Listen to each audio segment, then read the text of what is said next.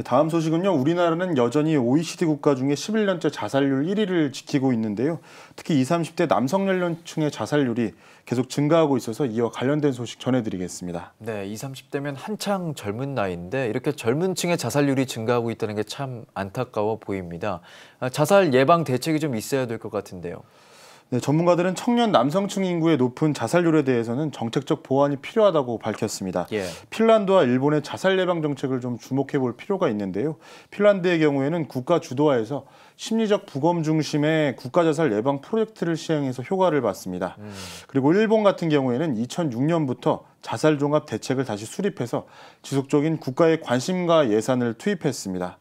이는 자살에 대한 국가 차원의 제도적 노력과 예산의 확충이 실제적으로 자살률을 낮출 수 있다는 하나의 근거로 분석되고 있습니다. 네, 그렇군요. 이 자살 예방을 위해서 한국교회도 참 많은 활동들을 하고 있는 것으로 알고 있는데요. 그렇습니다. 특히 지역사회의 대표적 사회공동체인 교회는 확산되어가는 죽음의 문화를 생명의 문화로 바꾸어가고 상처받고 소외된 이웃의 전인적 치유와 돌봄에 나서야 할 대표적인 기관으로 꼽히고 있는데요.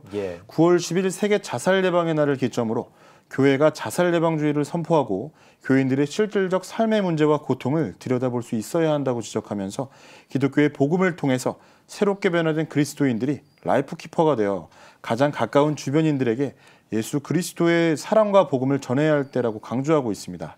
자살 예방 사업에 역점을 두고 있는 라이프 오프 운영위원장 조성돈 교수의 이야기 들어보겠습니다.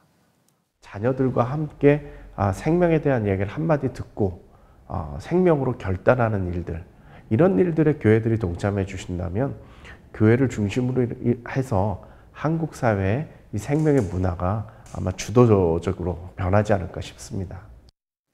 네, 대한민국은 점점 발전한다고 하는데 자살률은 증가하고 있습니다. 정말 안타까운데요. 젊은 청년들의 자살이 증가하고 있다는 것 우리 모두가 고민해야 할 부분인 것 같습니다. 소중한 생명을 지키기 위해 정부는 물론 민간 차원으로서의 교회 역할 더욱 많아졌으면 좋겠습니다. 오늘 류현석 기자 만나봤습니다.